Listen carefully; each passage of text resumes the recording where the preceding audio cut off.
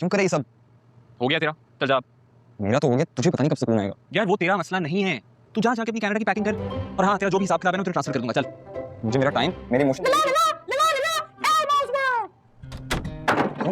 रूमी और ऋषि सुरेश के करीब ही टेबल पर बैठे होते हैं और रूमी का ध्यान बार बार सुरेश और आइलीन की तरफ जाता है, जबकि ऋषि उसे कहती है कि तुम अपने मेन्यू पर फोकस करो और कुछ खाने का मंगवाओ, क्योंकि उसे भूख लग रही होती है।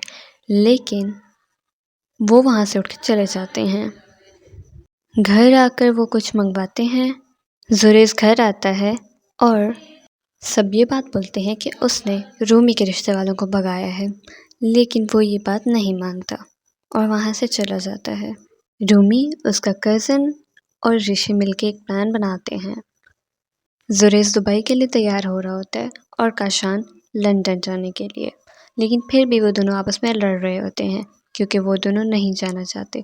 सुरेश काशान को अपने कमरे से निकाल देता है और उतने में उनको आवाज़ आती है। जब वो जाकर देखते हैं तो रूमी, ऋषि और उसका कज़न आपस में पार्टी कर रहे होते हैं। जब वो दादी से पूछते हैं तब पता चलता है कि ऋषि के ब्रेकअप की पार्टी हो रही है और ये बात सुरेश काशान को बताता है तो वो बहुत नर्वस हो जाते हैं। अगले दिन वो ऋषि से मिलता है।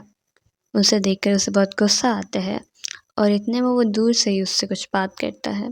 वो उसे जवाब देती है और वो दोनों आपस में थोड़ी बहुत टॉन्ट्स करके फिर वापस चले जाते हैं। अगले दिन काशान के पेरेंट्स तैयार हो जाते हैं और सब काशान का ही वेट कर रहे होते हैं। इतने में काशान आता है और सब उसकी आंखें देखकर हैरान हो जाते हैं। सबको वाज़े पता चल जाता है कि काशान रोया था। वो लोग एयरपोर्ट के लिए निकल जाते हैं, जहाँ रूमी छुप छुप के सुरेश को देख रही होती है, जो कि ऑफिस में कुछ ढूंढ रहा होता है। इतने में वो वहाँ पहुँचती है और पूछती है कि क्या हुआ। तब सुरेश उसको बताता है कि उसका पासपोर्ट खो गया है और वो उसी पे शक करने लगता है।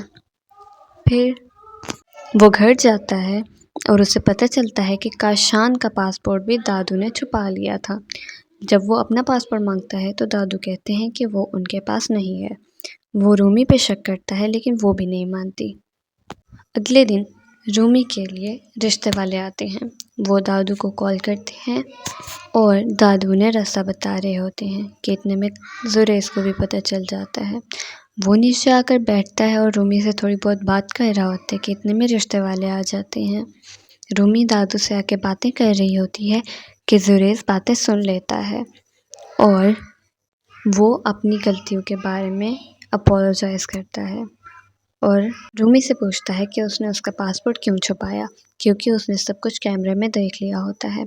रूमी उसे रुकने का कहती है और वो जाकर पासपोर्ट लेके आकर उसे दे देती है। मिलते हैं नेक्स्ट वीडियो में। Subscribe please.